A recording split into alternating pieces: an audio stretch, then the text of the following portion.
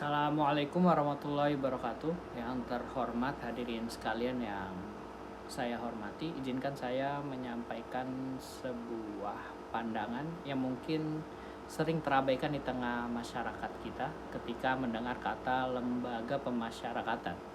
Sebagian besar dari kita mungkin langsung membayangkan tempat yang kelam, penuh dengan hukuman, kesalahan, dan penyesalan.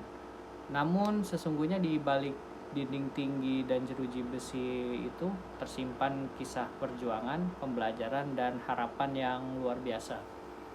Lapas bukan sekedar penjara, melainkan sekolah kehidupan. Lembaga pemasyarakatan atau biasa yang sering kita sebut lapas memiliki fungsi yang jauh lebih mulia daripada sekedar tempat menahan para pelanggar hukum. Itu adalah tempat di mana manusia dididik untuk berubah, tempat di mana moral, keterampilan, dan nilai-nilai kemanusiaan dibangun kembali. Sebagaimana disebutkan oleh rri.co.id, di Lapas Gunung Sitoli kini aktif mengembangkan program pembinaan kemandirian bagi warga binaan melalui pelatihan keterampilan dan kewirausahaan. Upaya ini membuktikan bahwa setiap narapidana masih memiliki kesempatan untuk memperbaiki diri dan berkontribusi positif bagi masyarakat sekitar.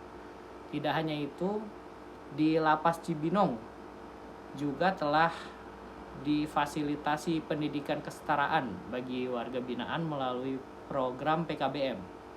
Mereka belajar membaca, menulis, bahkan menyelesaikan pendidikan formal yang sempat terhenti. Langkah ini membuktikan bahwa lapas adalah wadah untuk menumbuhkan harapan baru, tempat di mana pendidikan menjadi jembatan menuju kehidupan yang lebih baik. Namun kita juga tidak dapat menutup mata terhadap kenyataan pahit yang masih terjadi. Terdapat laporan bahwa kelebihan kapasitas di lapas maupun rutan di Indonesia telah hampir mencapai 90%. Kondisi ini tentu menjadi tantangan terbesar dalam upaya pembinaan.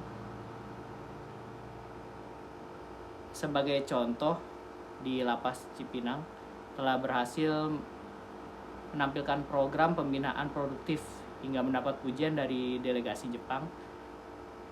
Warga binaan dilatih untuk membuat produk kreatif, kerajinan tangan, dan berbagai usaha kecil yang bernilai ekonomi. Keberhasilan ini menjadi bukti nyata bahwa pembinaan yang tepat mampu mengubah potensi menjadi prestasi. Selain itu, penerapan KUHP baru yang diharapkan dapat menjadi solusi untuk mengurangi jumlah penghuni lapas melalui keadilan sistem restoratif, yaitu sebuah pendekatan hukum yang menitik beratkan pada pemulihan dan tanggung jawab. Bukan semata-mata ada hukuman. Ini menunjukkan bahwa arah sistem pemasyarakatan kita lebih bergerak menuju pertahanan yang manusiawi dan berkeadilan. Setiap manusia memiliki sisi gelap dalam perjalanan hidupnya, namun yang terpenting bukanlah kesalahan di masa lalu, melainkan kemauan untuk berubah di masa depan. Dan lapas telah menjadi wadah bagi perubahan itu. Para warga binaan atau yang biasa disebut narapidana atau napi belajar bertanggung jawab dan belajar menghargai arti kebebasan.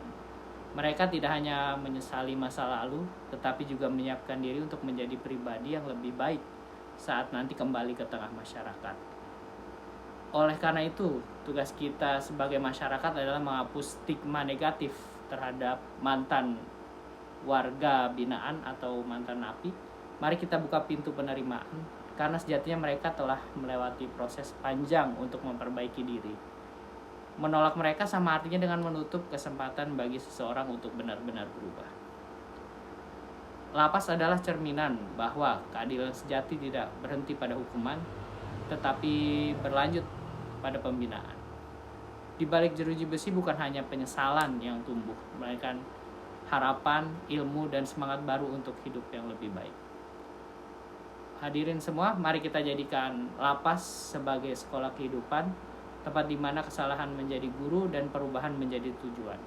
Karena sejatinya setiap manusia berhak untuk belajar, memperbaiki diri, dan memulai kembali.